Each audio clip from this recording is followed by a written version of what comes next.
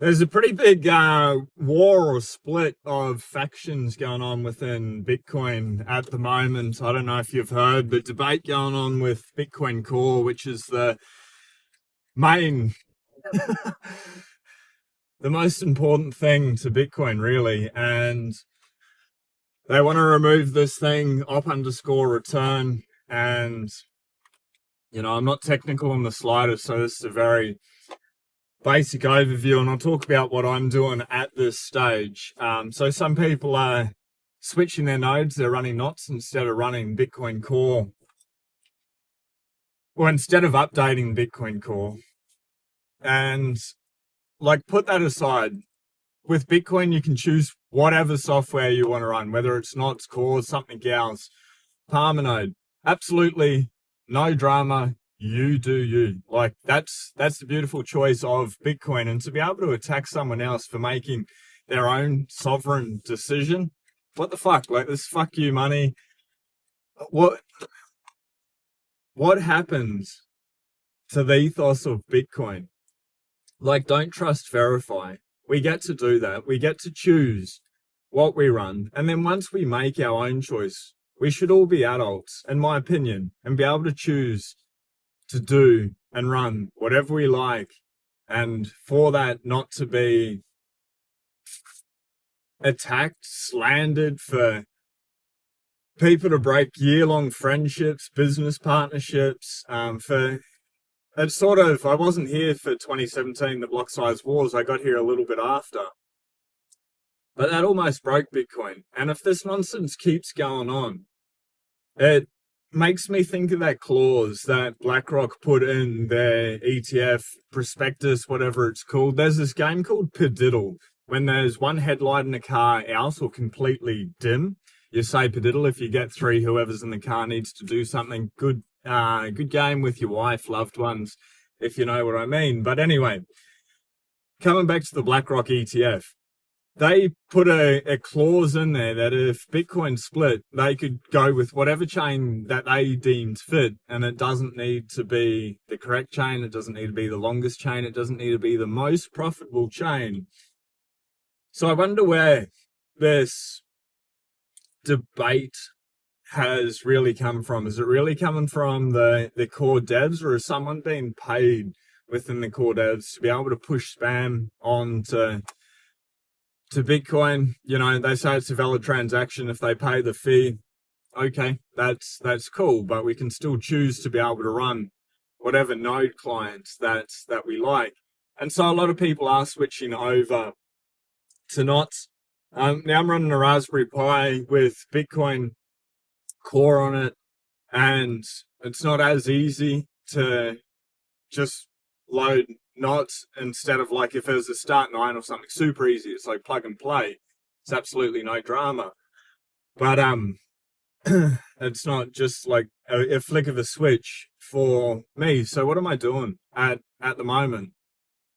And I say respectfully, you do you. You do whatever you want or think is best for you. I guess the point of this video is, this is fuck you money. It allows us to be sovereign over our own individual lives, and we should respect other people's sovereignty. That's what I got into Bitcoin for. To make the world a better place, not to fight with people that are on our same team, to be able to slander. It's childish, toddler fucking behavior. I don't really like it at all, but it is what it is. Anyway, for me, what I'm doing at the moment is absolutely nothing. I'm not going to update my node. I'm just going to leave it for a while. I will look at ordering a start 9 and running knots on there, and I'm going to run both. And that's my choice, because I can. And guess what?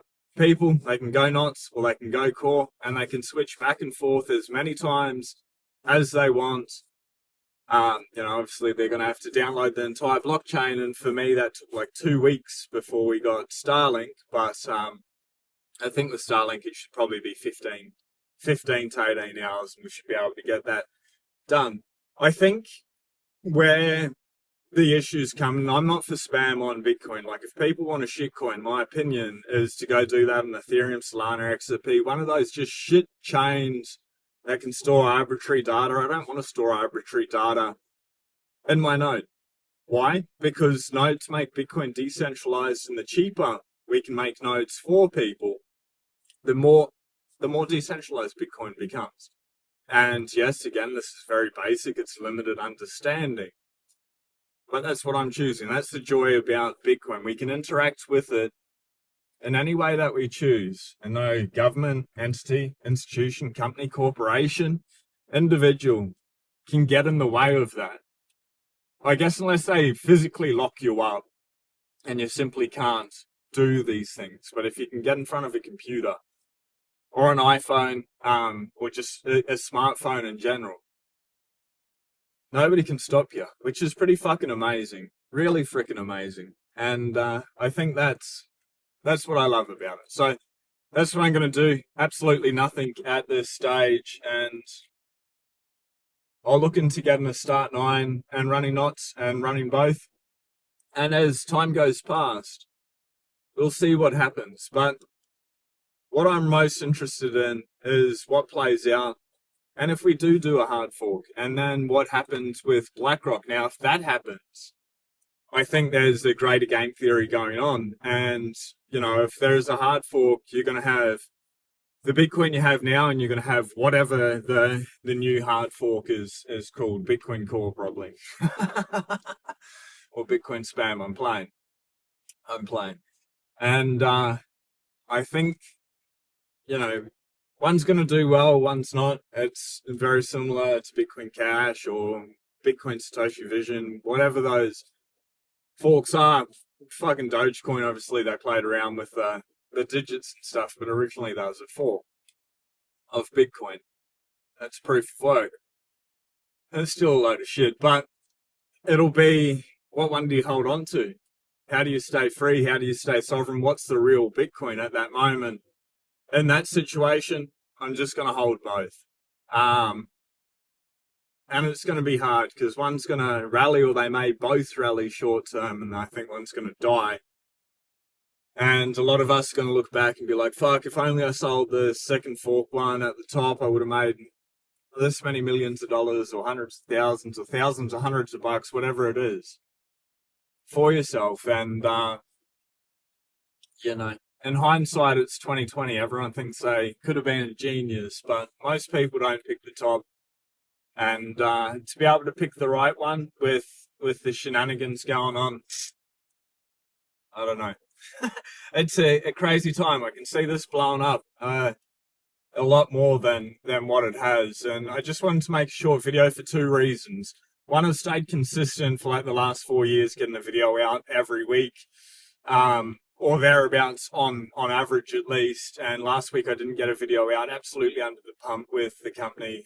We're launching a new course next week based on my wife's research and the team's research. And it's intense to be in startup phase. And there's this saying, you need to make the one thing. And the objective here is to be able to stack as many Satoshis as possible. That's my mission in life, is to be able to catch them all. Like fucking Ash, catch him from Pokemon. I saw the Bitcoin Way put out a really good meme the other day. If you really want to talk to an expert about running knots or core, talk to Tony or the team of the Bitcoin Way. Like shameless shill, the channel partner, greatest people in the world, but Tony's my favorite person in the world. And when it comes down to Bitcoin cybersecurity and IT security, I don't believe there's a better person that understands Bitcoin to the level to be able to educate people that Tony and the team do. So as always, there's a link. I've got another padiddle just here as well. We are going for 3 on this trip. And I've got 18 minutes until I get into work. Work mode, beast mode. I'm just going to go find a nice beach and connect the hotspot and work hard for the next 3.5 hours, stay out of the house and keep deep work. But I wanted to start my day with Bitcoin. Anyway, coming back to the mission, to be able to stack Bitcoin, because I believe the plebs that are holding Bitcoin, instead of the evil financial bankers that don't give a fuck for anyone, I believe the everyday person holding Bitcoin, number one, they can protect themselves. You need to put on your own oxygen mask first. Number two, they're going to be able to protect their friends and their family. Number three, I think they're going to make their communities a greater, grander, better place. And, you know, what am I going off that with? Well, look at Peter McCormack with what Bitcoin did, or Mr. Obnoxious. Incredible what he's done to Bedford. The amount of money that he's poured into the place, the amount of companies, the businesses that he's created there. What a guy. What an absolute legend for doing that for his community. And I'm sure there's heaps of people within that town that absolutely hate him and think he's showy and he's just got rich quick and he's lucky and stuff. But he's actually doing something because he's got the resources to be able to do it. He put in the proof of work. He's got the intelligence. He's learned. He's upskilled from his journey. I think that's the natural character arc of a good Bitcoiner, and I like it. So that's my mission, to be able to stack sats, to be able to keep changing my world and the world around me in a better place, because there's so much shit going on. Like the Australian property Ponzi scheme is, I think in Sydney, it's like $1 million for a fucking shitbox unit. Average price. That's absolutely insane. Absolutely insane. That's like, how are people ever going to get into their property? So they're going to own nothing. They're going to be happy. They're going to rent for the rest of their lives. Even if you own a property, you've got land tax, you've got maintenance, all the other costs that go along with it.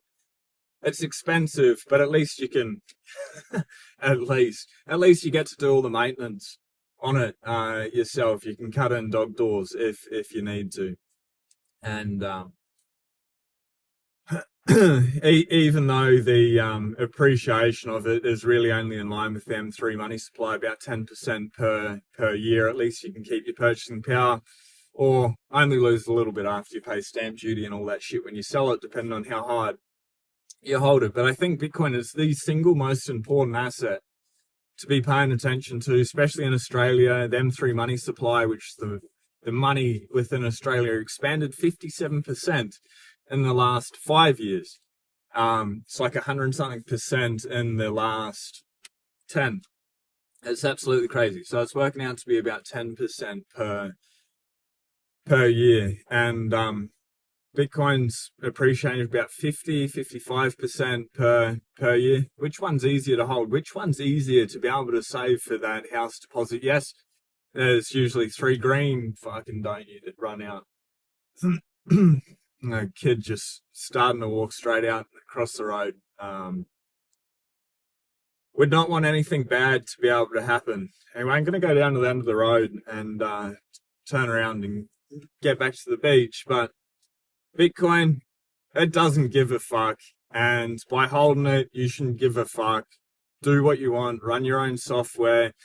If you need help choosing a better one, or to be able to switch over, the Bitcoin way, team, Tony, absolutely incredible. But apart from that, I don't know. You do you, but to be able to stack sats while Bitcoin's at $104,000, yes, I prefer to that 58,000, 3,000, 60,000, 78,000, 81,000, 94,000, anything lower than this. But still, even though we're like 109,000 was the all-time high, 104,000 still pretty freaking good, in my opinion. And basing this off what? Trust me, bro. That's my source. Trust me, bro. I think in the next 5 years, not financial advice, Bitcoin is going to be $1 million plus per coin. So that's 10x from here. Just find a place to turn around. And you know, it's every $100 turned into $1,000 in purchasing power, every 1,000 into 10,000. But say over the next 10 years, if we get to say 7 to 10 million, say we get to 10 million, let's just moonboy it for a moment. Every $100 into 10,000. Why not? Why not. Let's go. Let's go. People say that's Moon Boy. Maybe it's not. I guess the point is that all the models point up and to the right over the next 5-10 years. That's all that matters to me at this stage. I'm not looking to retire. Got cash flow coming in to be able to live off. Obviously, inflation, it's getting fucking very expensive to live in this country. I think a couple, no kids, 2 dogs, it's about 220,000 to enjoy life. Sort of at a base rate in this country at the moment. That's fucking a lot of money. Imagine if you have kids. Most people aren't paid 110,000. I think the average wage here is like 90 to 100,000. In Australia, that's fucked up. Everything's getting more and more expensive for people. I think the only way out, in my opinion, is Bitcoin. So I just wanted a quick little rip before I get deep into the matrix today. Just working so hard with AI. I don't know if you've heard of vibe coding, but fuck, it's a vibe. It's so insane. I'll go into these, like, today will probably only be a four-hour session with ChatGPT diving in, but the amount of code that it can spit out to be able to tailor things on the website. I'm no website designer. I'm not really, I wouldn't know how to do it from scratch, but what you can do with AI and it leading you into it, it is fucking phenomenal. It is so incredible. What we have done since last year is absolutely insane, life-changing. Couldn't have done it without AI. Would have cost hundreds of thousands of dollars, taken 2+ years. Took me 3 months, a couple of grand, and that was it. Like, life-changing. There is so much opportunity in this world. And AI and Bitcoin together, freaking incredible. Or AI, Bitcoin, and working online. I don't know if you could ask for any better. It's absolutely grand, glorious. But I just hope everyone has a freaking amazing day. You buy, you stack, you chill. I apologize. I try to be consistent. Sorry I missed the last video. I've got another 2 weeks. On Monday we launch the course. Next Monday I'll have a week of just making sure everyone's really getting through the course. Well, this is with organizations and stuff within the health field here in Australia. So it's not Bitcoin focus, very aligned with the Bitcoin ethos. It's incredible work. My wife's an amazing woman. Really incredible. I'll get her in for a podcast and just talking about friends and family getting into Bitcoin. My wife, loveliest lady, been buying Bitcoin for the last couple of years. Every Bitcoin book I've read, I'd give it to her. And she just hand it back. No, it's too hard, couldn't get into it. Whatever brain hook or just time capacity. There is a frickin' pediddle behind me in the bus. That's 3. Got no one in the car, so unfortunately, no good morning. But anyway, let's keep rocking and rolling. Fuck, I don't mean that. You're all sick, inappropriate. But anyway, we're driving down south with the caravan, and we're listening to The Big Print by Lawrence Lepard, and on the way back up, she just starts crying next to me here in the car. I'm like, darling, what's up? I paused it. She's like, you saved me. You saved our family. Oh my God. Like, I didn't get it. I thought it was like just an investment, but you've truly saved us and all our friends, all our family. Thank you so much. Like, sometimes I thought you're absolutely crazy. To go down the Bitcoin rabbit hole, you need to be a little bit fucking crazy. Because normal fiat fucking currency, I know I've got a fucking $5 note here. This shit, it's fucking plastic rubbish. Absolute just fucking rubbish. It's candy wrappers. It ain't worth shit. It ain't worth the fucking plastic it's printed on. It's worth less than the plastic it's printed on. I actually want to go back there, but I'm stuck in double white lines. Anyway, I'm just driving in circles. I'll give it 2 more minutes, 21 minutes, we'll finish the video. Never stop trying to orange pill people. Eventually they'll get it. And yes, it'll be satisfying, be a I told you so moment. And I looked at her and I said, yeah, guess what? The good news is you get Bitcoin at the price you deserve. The bad news, you get Bitcoin at the price you deserve. I already own Bitcoin. I'm like, yeah, you do. But now you're going to want a whole lot more. And that's the joy. I don't know if you can force people to be able to buy Bitcoin for their own good if they're willing to buy a little bit, then I think they're going to invest the time to be able to study it. Maybe that's the correct approach, but whatever. The wrong allocation, my opinion's 0. Fucking, in my opinion, the right allocation is 100%, but that is not financial advice, and that's for me. As always, you do you, but please do something nice for yourself today, for somebody else out there. Buy, stack, and chill. Be blessed. Peace. Adios, amigos.